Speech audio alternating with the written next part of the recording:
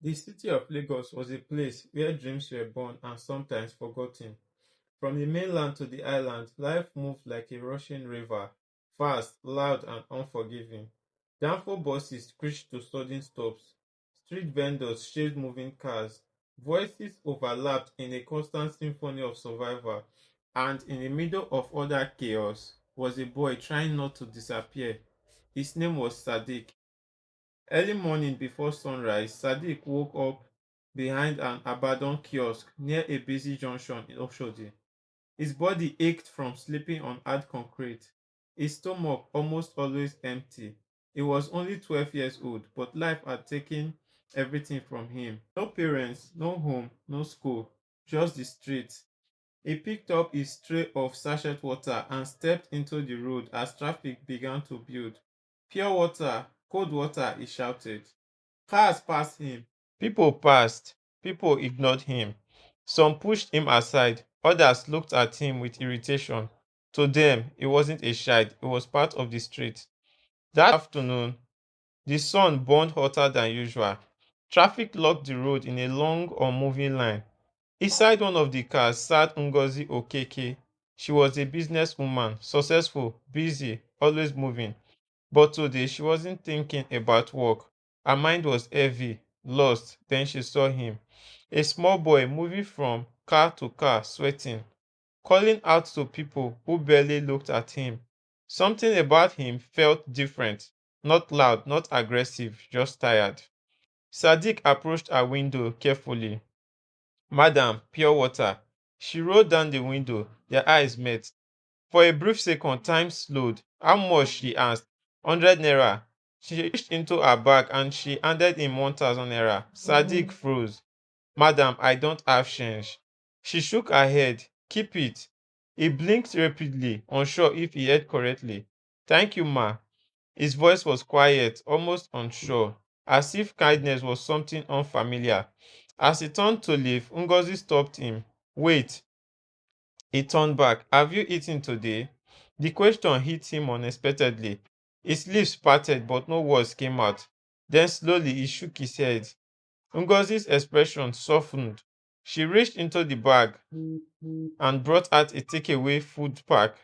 Take this. Sadiq stared at it, then at her, then back at the food. Carefully, he collected it like it was something fragile, something rare, something important. That night, under the dim glow of a flickering streetlight, Sadiq opened the food, rice and stew still warm.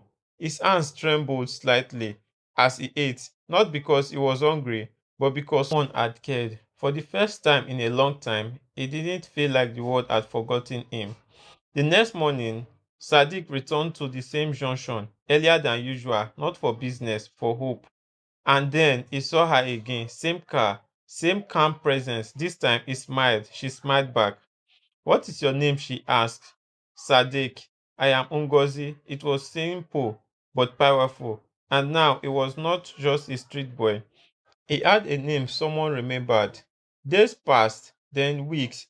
Ngozi kept seeing Sadiq. Sometimes she brought water, sometimes she just spoke to him. But she always asked about him, always listened, always cared. And slowly, Sadiq began to change. He smoked more, spoke more, laughed a little.